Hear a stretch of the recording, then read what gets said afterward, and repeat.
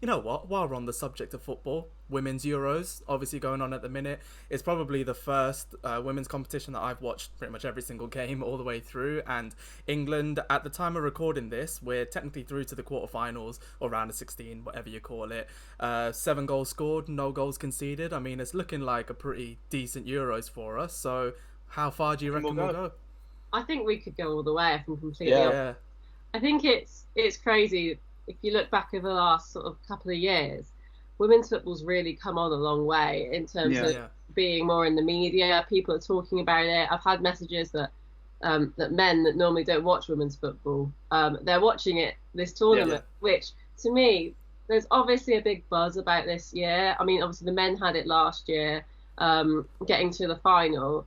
So Yeah. yeah, everyone's now really on that football bug. You know, we could do really well as a nation. And I think everyone's got that bug again this year. Yeah. If yeah. you're not even into women's football, I think you are watching or keeping an eye on England. Yeah. Yeah. So I am, yeah. I think we. Yeah, I reckon so as well. As long as Beth Mead keeps doing what she's doing, I think we're we're pretty much gonna go as far as we can. But it's an interesting point, you know, because I agree. Like I think in the last, I don't even know how many years, maybe 5 years actually, probably since the last World Cup is probably when women's football has made it a bit more into the mainstream world. Like you've seen it a lot on Sky Sports, you see it on BBC, on ITV, and it's more of a active conversation. Like, what do you think has kind of spurred that on? Or like, why do you think that is? I think the world is changing, and I think it's more the accessibility. So even for me, I was predominantly a male football fan, Mhm. as of the men's team, Yeah. um, Yeah. because it was easier to watch. I mean, I had a season ticket. I go down every weekend. It was on a Saturday, so it was easier for me to get to. And in my head, Sundays were really sort of days where you spend at home. And women's football always seemed to be really played on a Sunday, and it's something that I just never really got into Yeah. Yeah, until really I started going before the pandemic down to Birmingham City Ladies or Women, Yeah. and yeah, I used to go and watch them as much as I could.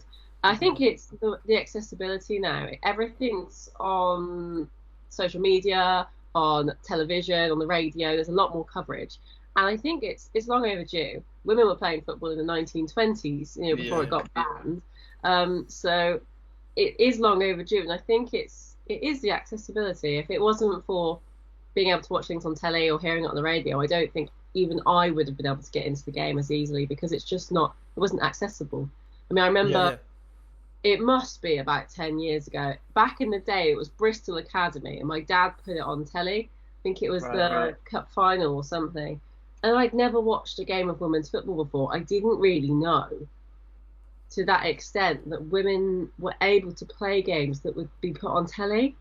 Mhm. hmm So we've come such a long way in the last decade that women are now getting that equal opportunity, and it is thanks to the likes of BBC, ITV, or Sky, all the platforms that are really allowing those equal measures to be shown. Yeah. yeah, for sure. And I quite like how it's become not as, I don't know, before, I think in the earlier stages, I don't know if it's just me, but I thought it was a bit tokenistic at times to just kind of show it for the sake of showing it without putting the coverage behind it, without putting the right people in the right places. The production value needed to be there. This Euros, they've smashed it. The World Cup, they smashed it as well, to be fair. But this Euros, there's proper analysis, there's proper people. You got Emma Hayes talking. I could listen to her forever, to be fair. But like, you got all these people sort of actively involved in it now. And I think what's quite nice as well is that everyone in men's football, because I guess that's the traditional thing that people are sort of used to. They always have that player that kind of brought them into the game that they love to watch. And I've now got my own women's footballer as well, and it's like that's something that 10 years ago I don't think anyone would have said. But when you were going down to watch Birmingham City Ladies or whoever you've seen kind of at that time, was there a specific player or a few players that kind of stood out to you that kind of brought you in more than others did? Um, Not particularly. I think what it was the women's team were a lot more approachable. Mhm. So after the game, they'd come over and they'd speak to the fans. The following wasn't massive, but they took the time out on a personal level to understand the fans, to speak to them, to take time when they could be going home and spending it with their families. They actually came and spoke to the fans. So Mhm. I think in general, the whole team ethos was very different. I'm not sure. I can't speak for other women's clubs, Yeah. uh, Yeah, but it wasn't you play 90 minutes and you go down the tunnel. It was you play 90 minutes and then you speak to the fans about the game and what their thoughts were, and really taking into account their feelings and their opinions. So that for me is what really sort of brought me into women's football, because I thought, oh, actually, they actually really want to know what the fans are thinking and feeling, and understand what they can improve from a different aspect. And I just think that the dynamic is completely different.